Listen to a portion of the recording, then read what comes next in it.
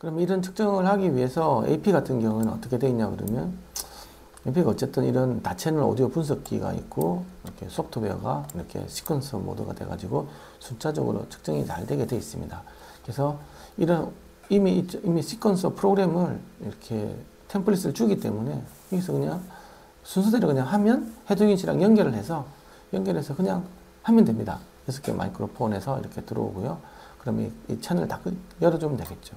그리고 인풋을 이제 헤드윈에 넣어주는데 뭐 방법은 바로 단자를 이렇게 바로 옥스 단자를 바로 꽂을 수도 있겠죠. 그렇죠? 이렇게 해도 되고 아닐 같은 경우에는 블루투스를 한다고 하면 블루투스를 스마트폰이랑 이렇게 페어링을 시켜서 스마트폰에다가 파일을 넣고 이렇게 할 수도 있고 아니면 CD에다가 파일을 구워서 할 수도 있고 USB에다 넣고 할 수도 있는 여러 가지 방법론이 있습니다. 그래서 아까 얘기했지만 뭐 핑크 노이즈를 사용을 하든 로고 사이언스를 사용하든 이런 것들을 다 넣어서 이렇게 사용이 가능합니다.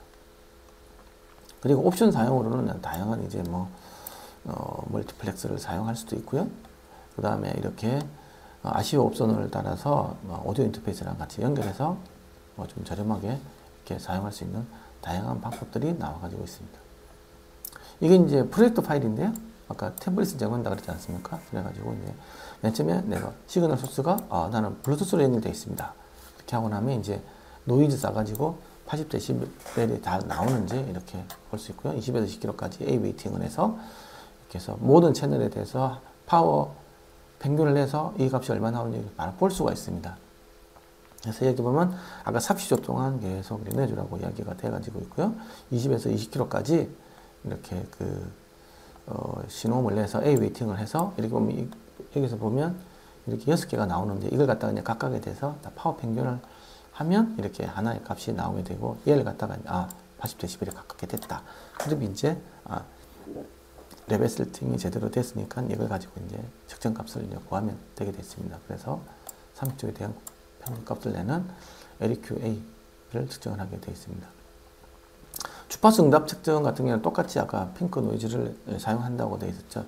그래서 FF 디랭스는 48000 탭을 사용하게 돼 가지고 있고 30초 동안의 파워 평균을 이렇게 구하게 되어 있습니다.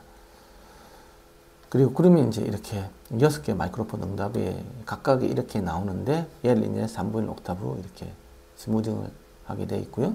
3분의 1 옥타브로 한 다음에 얘에 대해서 이제 이렇게 파워 평균을 해가지고 어떤 하나의 대표 그래프를 이렇게 뽑아줘야 되겠죠. 이 그래프가 나중에 이제 우리가 나중에 관리 기준이 뭐 이렇게 돼 있으면 요 안에 들어오는지 안 들어오는지 이렇게 판단을 하면 될 것 같습니다. 다음에는 이제 임펄스 왜곡에 관련된 건데요. 이게 이제 어떤 주파수 응답을 이렇게 측정해야 되는데 아까 하이어드 하모닉 디텍션 얘를 내줄 때 예를 들면 얘 같은 경우에는 아마 40Hz가 되겠죠. 40Hz를 내줬다 그러면 10배 이상이니까 4kHz 이상에서 하모닉스의 그 값을 크기 값을 본게 여기 플로팅을 해주는 거고 100Hz를 내주면 1kHz 이상의 1kg, 1100, 1200, 1300, 1400, 1500 이렇게까지 나오는 값들을 플로팅 해주게 되어 있습니다.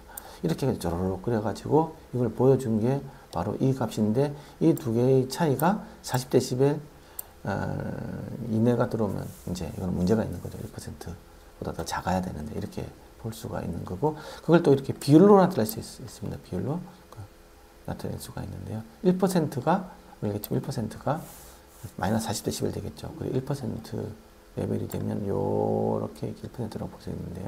이렇게 크게 뜨게 있네. 이런 것들을 통해서 값을 알 수가 있고 그 다음에 크레스트 팩터 보면 이게 12선인데요. 이 보니까 여기 보니까 굉장히 큰 값이 있죠. 이거는 16 이상이 되는 건데 이 주파수에서 문제가 있겠네. 이렇게 알 수가 있습니다. 그래서 지금 IMC 그룹에서도 이렇게 해서 지금 이렇게 다양한 자동차들에 대해서 이렇게 평가를 하고 있다. 그런 것들이 되겠습니다. 이게 이제 하만에서 하고 있는 건데요. 실제로 보면 자기네들도 지금 이렇게 그라스하고 AP 장비를 이렇게 활용을 해서 지금 측정을 잘 하고 있다. 그래서 실제 그라스 마이크로폰이 다른 4분의 1인치에서 다른 제품이 훨씬 더 노이즈 레벨이 낮아서 어떤 이런 것들 좀 더 특히 전기차 같은 경우 이렇게 굉장히 낮은 소음을 좀 더 잘 측정할 수 있다. 이런 부분들에 대해서 어떤 테스트 사례에 대해서 지금 이야기하고 있습니다.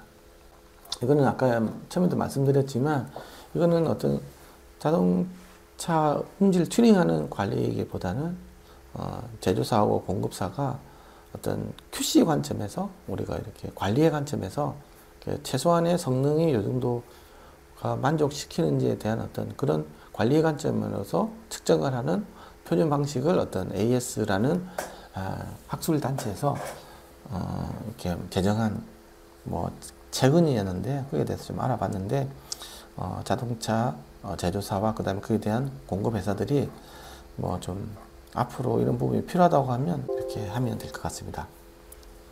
이것으로서 오늘 세미나를 마치도록 하겠습니다. 감사합니다.